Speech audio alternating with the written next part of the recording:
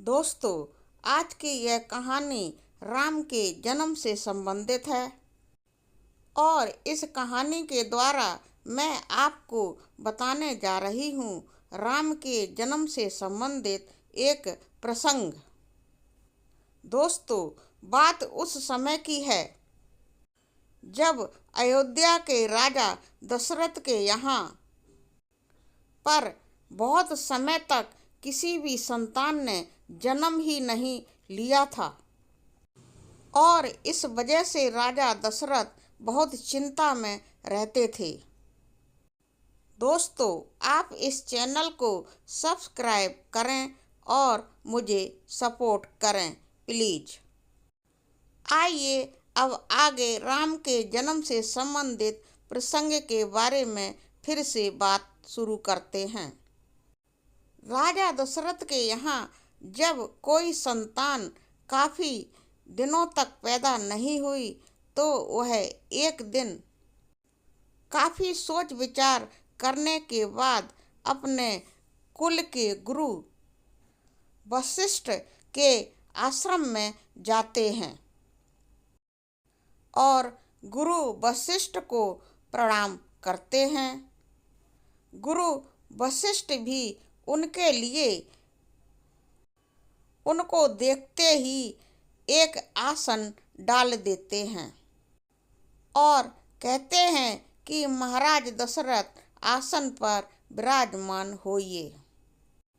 लेकिन दोस्तों, गुरु वशिष्ठ राजा दशरथ को जब एकदम शांत मुद्रा में बैठे हुए देखते हैं तो वह समझ जाते हैं कि महाराज दशरथ किसी विषय से चिंतित हैं।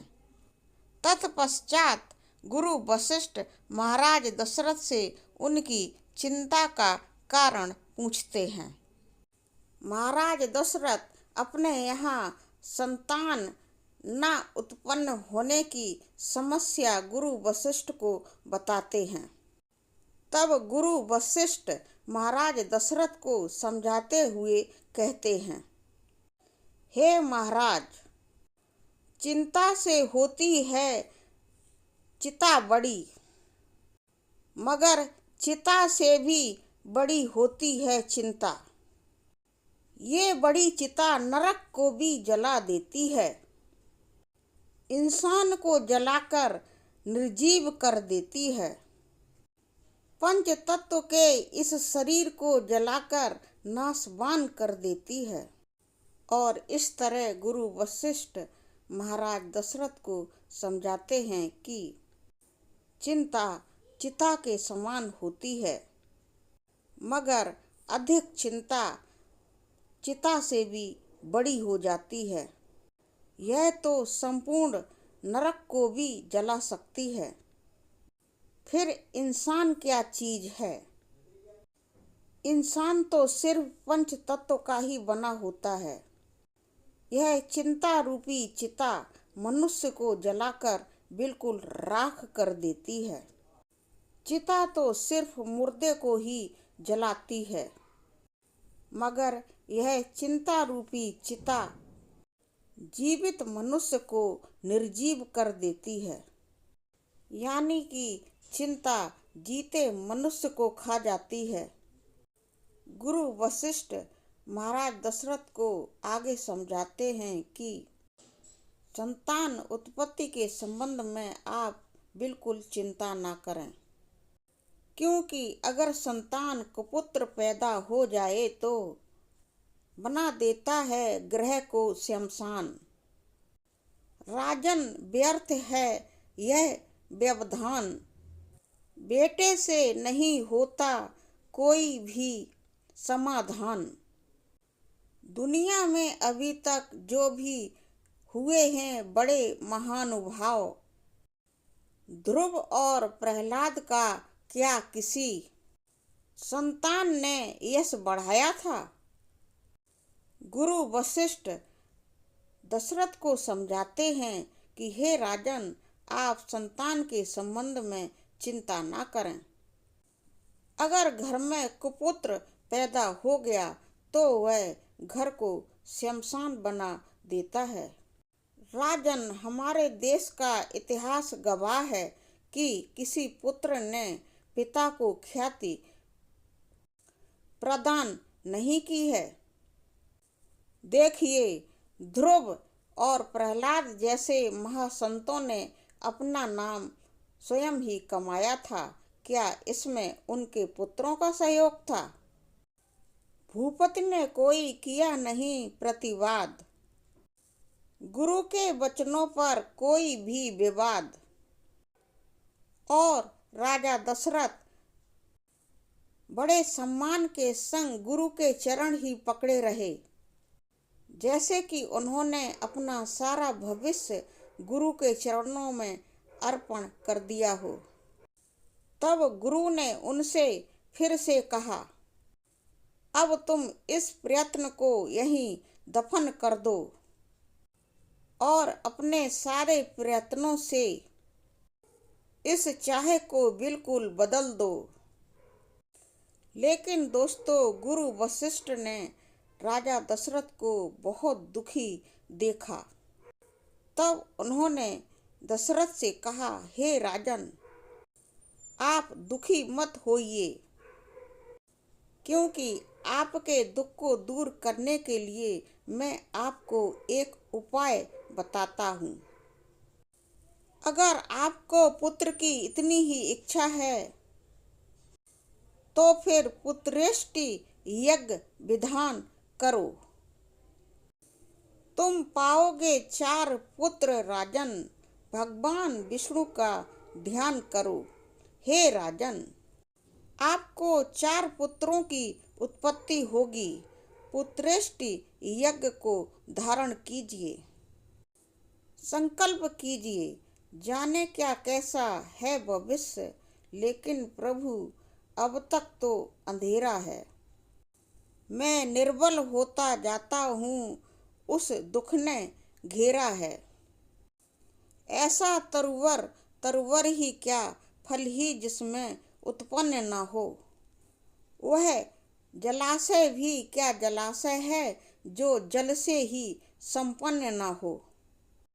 गुरुदेव, उपाय वही अब हो कि मेरा चित्त प्रफुल्लित हो जाए, आँखों में भी आ जाए प्रकाश, आत्मा भी आनंदित हो जाए।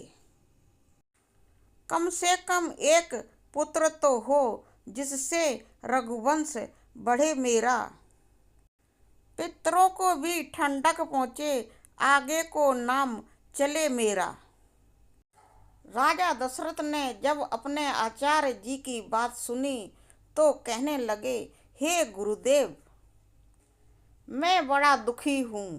मेरी गद्दी, मेरा राजपाट तो निर्वंश ही चला जा रहा है। मेरा तो वंश ही नहीं चल रहा है। आप 4 पुत्रों की बात करते हो, मगर हे गुरुदेव, मैं आपसे सिर्फ एक पुत्र ही मांगता हूँ, ताकि मेरा ये रघुवंश आगे बढ़ जाए, पितृजनों का तर्पण पूरा हो जाए। दोस्तों, ये सारा संवाद राजा दशरथ का गुरु वशिष्ठ से चल रहा है और राजा दशरथ आगे गुरु वशिष्ठ से कहते हैं, धन धान्य पूर्ण था मेरा घर भर, उद्योगों से भरा मेरा जीवन भी था। सावन था भरा प्रमोदों से, तो वर्षा से भरा जीवन भी था। धर्मानुसार थे 4 वर्ण, वर्णों का सारा पालन भी था। सच्चा व्यवहार मानविक था, संगठन चरित्र गठन भी था। सत्संग कथा वचन प्रवचन, अध्यात्म मनन चिंतन भी था। घर आंगन में तुलसी भी थी, घर घर में गोपालन था। सब था राजन के, पर पुत्र न था, दत्तक पुत्र भी कोई लिया न था। विधान ने बेटा दिया नहीं, घर तो दिया पर घर न था।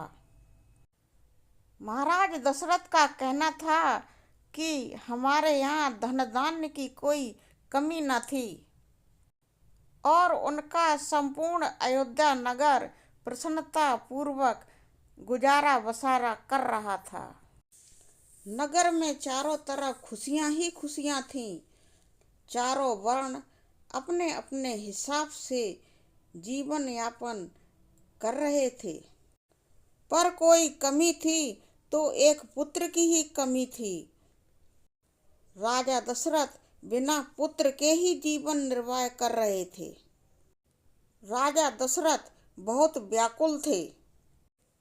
पुत्र न होने से जब नृप हो गए बिल्कुल उदास, हृदय व्यथा कहने लगे गुरु वशिष्ठ के पास। जब बहुत ज्यादा व्याकुल हो गए राजा दशरथ तो अपने गुरु से अपने दिल की व्यथा कहने लगे। पहले तो फल 4 चढ़ाए गुरु के चरणों में, फिर जलधारा के रूप में चढ़ाए अश्रु चरणों में। बोले विवाह कर लिए 3, अब तक कोई कमल खिला नहीं। राजा दशरथ कहने लगे, हे गुरुदेव, 3 विवाह कर चुका हूँ, बहुत लाचार हूँ। रघुवंश की नैया यही मझधार में डूब जाएगी। रघुवंश को आगे बढ़ाने वाला कोई पुत्र नहीं होगा। हे गुरुदेव, आप तो कई बार तरह तरह के विधानों से इस रघुवंश में पुत्र योग पैदा कर चुके हैं और आपने तो कई बार रघुवंश को आगे बढ़ाने के लिए यज्ञों का आयोजन भी किया है। दोस्तों, जब ये बात गुरु वशिष्ठ ने सुनी तो वशिष्ठ जी राजा दशरथ से क्या कहते हैं। पुत्रेष्टि यज्ञ के विशेषज्ञ श्रृंगी ऋषि को बुलवाना है। वो होंगे महानुभाव, हमारे आचार्य, उनको बनाना है। गुरु वशिष्ठ राजा दशरथ से कहते हैं कि हे राजन, तुम यज्ञ की तैयारी करो। पुत्रेष्टि यज्ञ करना श्रृंगेशी ऋषि भली भांति जानते हैं। मैं श्रृंगेशी ऋषि से पुत्रेष्टि यज्ञ करवाऊंगा। वह मान्य तुम्हारे होते हैं, उनको ही मैं आचार्य बनाऊंगा। दोस्तों, राजा दशरथ के श्रृंगी ऋषि दामाद थे, इसीलिए गुरु वशिष्ठ ने उन्हें बोला था कि वह तुम्हारे मान्य हैं, यानी कि मानवर हैं, मेहमान हैं। गुरु वशिष्ठ ने आगे राजा दशरथ से कहा, महाराज, इसीलिए श्रृंगी ऋषि को मैं आचार्य बनाऊंगा और उन्हें यज्ञ करना भली भांति आता है। वह इसमें पूर्ण निपुण हैं। दोस्तों, गुरुवर की झट से ऐसी बात सुन मुदित हो गए महीपाल। यज्ञ प्रबंध करने की गुरु के ही समकाल महीपाल ने आज्ञा दी तत्काल। दोस्तों, यानी कि राजा दशरथ ने अत्यंत खुश होकर तुरंत ही अपने सेनापति को बुलाया और उनको आदेश दिया कि सारे सैनिकों को आदेश कर दो कि पुत्रेष्टि यज्ञ करने की तैयारी करें। हमको गुरु वशिष्ठ के अनुसार उनकी आज्ञा से तत्काल पुत्रेष्टि यज्ञ करना है। इस यज्ञ को करने से मुझे संतान की प्राप्ति होगी। दोस्तों, गुरु वशिष्ठ ने श्रृंगी ऋषि को बुलाने के लिए सामंत को भेजा था और अब गुरु वशिष्ठ की आज्ञा को सुनकर ऋषि श्रृंगी अयोध्या आए। दोस्तों, और उस समय का सुंदर वर्णन कवि यहाँ पर इस तरह से करता है। श्रृंगी ऋषि ने अयोध्या में पुत्रेष्टि यज्ञ करने के लिए सारा प्रबंध, सारा आयोजन कर लिया है और यज्ञ शुरू भी हो गया है और यज्ञ की अग्नि में आहुतियां श्रृंगी ऋषि दे रहे हैं। देखिए श्रोताओं, आगे यज्ञ में क्या होता है। पूर्ण आहुति का जब दिन आया, ऋषि गणों ने आशीर्वाद दिया। हो अग्निदेव ने स्वयं प्रकट निज कर से खीर प्रसाद दिया। दोस्तों, जब यज्ञ पूर्ण रूप से संपूर्ण हो गया तो अग्निदेव स्वयं अग्नि में से प्रकट होकर के यह कहा कि हे आचार्य जी, यह दिव्य हवि मेरे हाथों से चतुरानन ब्रह्मा जी ने स्वयं राजा दशरथ के लिए भेजा है। हे राजन दशरथ, इससे तुम्हारे यहाँ पुत्रों की उत्पत्ति अवश्य होगी। जब राजा दशरथ ने यह अलौकिक दिव्य चमत्कार देखा तो राजा दशरथ अति प्रसन्न हो गए। उनकी खुशी का ठिकाना न रहा। पूर्ण हो गया यज्ञ जब इस तरह महाराज दिव्य हवि को लेकर चले अयोध्या राज।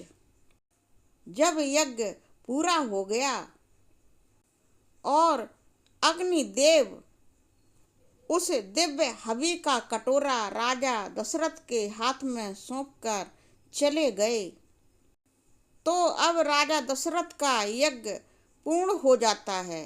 पुत्रेष्टि यज्ञ जो उन्होंने किया था पूरा हो जाता है और दशानन ब्रह्मा जी के द्वारा भेजी हुई उस दिव्य खीर के कटोरे को लेकर महाराज अपने महल की ओर चले जाते हैं और तत्पश्चात उनकी सभी रानियों ने उस खीर को खाया। दोस्तों, उस खीर को खाने के परिणाम स्वरूप ही अयोध्या में महाराज दशरथ के यहाँ पुत्रों की प्राप्ति हुई।